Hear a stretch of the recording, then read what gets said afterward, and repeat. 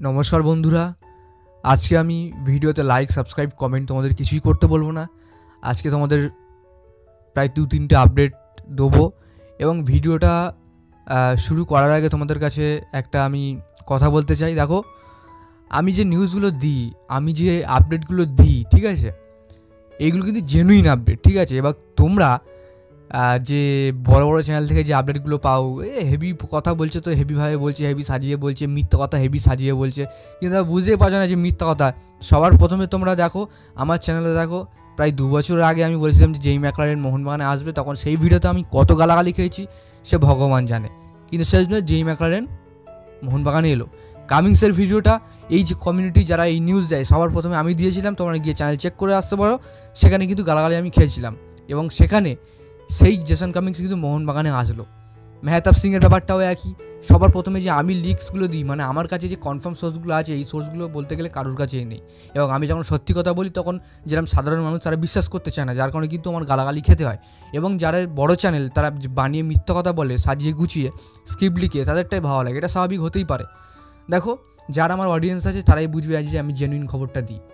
তো বন্ধুরা, আজকে যাই খবরটা তোমাদের দেবো, যে খবরটা সবার প্রথমে তোমাদেরকে দিতে চাই।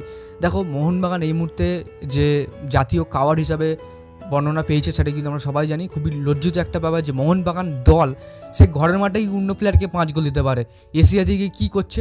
কিছু করতে পারছে না। এশিয়াতে গিয়ে একটা ম্যাচ হারার পরে ভয়ে তারা বলছে আমরা ইরানে যাব না।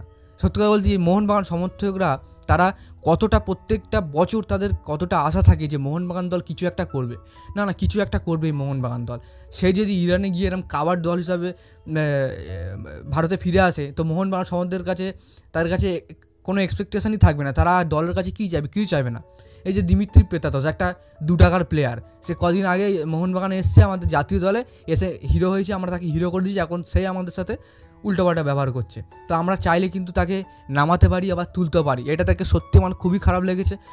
নয় আমাদের ভুল হয়েছে, আমরা তোমার সাথে কথা বলছি তাহলে তোমরা একটা ফোন ফেলে দিতে পারো না, কারোর সাথে দুর্ব্যবহার করতে পারো না, এটা কিন্তু স্ট্রেট কথা। এবং ক্লাবের আগে সে কোনো প্লেয়ারই না, ব্যারেটও না, কোনো প্লেয়ারই না ক্লাবের আগে। তো বলতে গেলে মোহনবাগান কিন্তু জাতীয় কাওয়ার্ড হিসেবে সৃষ্টি হয়েছে।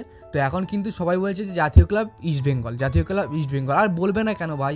আমাদের জাতীয় ক্লাব মোহনবাগান সেই ইরানে গিয়ে ভয়ে পালিয়ে আসে, তাদের দল তারা সাপোর্ট করবেই। ইস্ট বেঙ্গলের সমর্থকরা তো সাপোর্ট করবেই তাদের দলকে, যে জাতীয় দল ইস্ট বেঙ্গল, এখানে কিছু বলার নেই। যাই হোক, এটা শুনে খুবই খারাপ লাগছে। আমি একজন ভিতর থেকে মোহনবাগান ডাইহার্ট ফ্যান। সত্যি কথা, এগুলো দেখলে কিন্তু খুবই খারাপ লাগে। আর বন্ধুরা, পরবর্তী আপডেটটা তোমাদের দেবো যে গ্রেগ স্টুয়ার্ট নাকি ইস্ট বেঙ্গলে যাচ্ছে। এটা এখন আমার কাছে রিউমার পর্যায়ে খবরটা এসছে, তবে এটা কিন্তু কনফার্ম এখন আসেনি। জাস্ট 30 থেকে 35% চান্স দেখা গিয়েছে যে ইস্ট বেঙ্গল স্টুয়ার্টের উপরে নজর রেখেছে। স্টুয়ার্ট কিন্তু চাইলে ইস্ট বেঙ্গলে জয়েন করতে পারে, এমন খবর বেরিয়ে আসছে। তবে কনফার্মটা, এই যে খবরটা কিন্তু কনফার্ম না। কনফার্ম হলে কিন্তু তোমাদের সঙ্গে সবার প্রথমে জানিয়ে দেবো। তো বন্ধুরা, পরবর্তী আপডেটটা মোহনবাগানকে নিয়ে। তো বন্ধুরা, সূর্যবংশী যে আছে, শোনা যাচ্ছে সম্প্রতি তিনি কিন্তু মোহনবাগান দল ছেড়ে এফসি গোয়াতে নাম লেখাবে, এমনটা খবর পাওয়া যাচ্ছে। দেখো, এই খবরটা পুরোপুরি সোর্স পাওয়া যায়নি, তবে রিউমার হিসেবে পাওয়া যাচ্ছে। আজকে যে কটা খবর দিলাম সব কিছু কিন্তু রিউমার খবর, কনফার্ম আপডেট দিইনি। তো অভিষেক সূর্যবংশী হয়তো গোয়াতে যেতে পারে, এমন খবর বেরিয়ে আসছে। তবে দেখা যাক পরবর্তীকালে ম্যানেজমেন্টের কী ডিসিশন থাকে, এটা এখন দেখা। তো যাই বন্ধুরা, আজকের জন্য ভিডিওটা এতটাই ছিল। ভিডিওটা ভালো লাইক করে দিও, আর আমাদের এই চ্যানেলে প্রথমবার যেন হয়তো চ্যানেলটাকে সাবস্ক্রাইব করে পাশের বেল আইকনটি অল করে রাখো। ধন্যবাদ।